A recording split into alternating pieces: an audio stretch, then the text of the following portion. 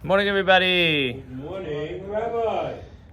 There's a story as a parable that the Meir Premishlan, one of the great Hasidic masters, would explain to try to explain to people that even if you have someone in your family that was a great personality, whether a rabbi or somebody else in the family, a grandfather, a great-grandfather, this one, that one, it's still important for the person not to justify and use that as their prestige. Rather, each person has to develop and build their own path, but their own success.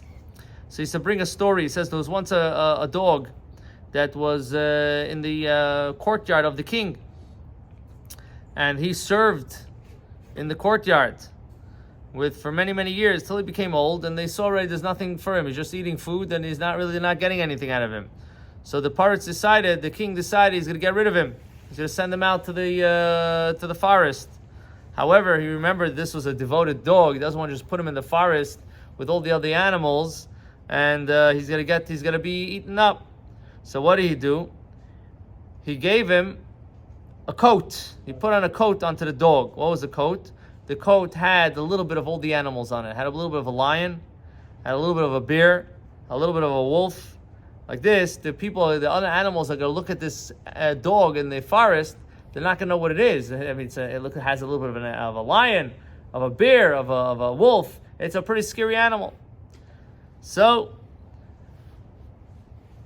news travels fast, and the king of the field, the king of the forest, the king of the jungle, the lion, is told there's this new animal walking around. He's got a DNA of all different types of animals.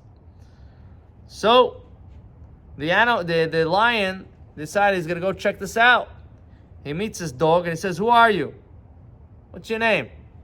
Where do you come from?" He says, "My grandfather was a lion." He says, "Very nice, but who are you?" He says, "My other grandfather was a bear." He says, "Great, that's very nice, but who are you?" He says, "My father was a wolf." He says, "I didn't ask you who your father, grandfather, great-grandfather, I don't know who you are." He says, "Me, I'm just a simple dog." So there is this idea that a person has to be, you can tell me about this or that one, but who are you? Where do you come from? What's your merits?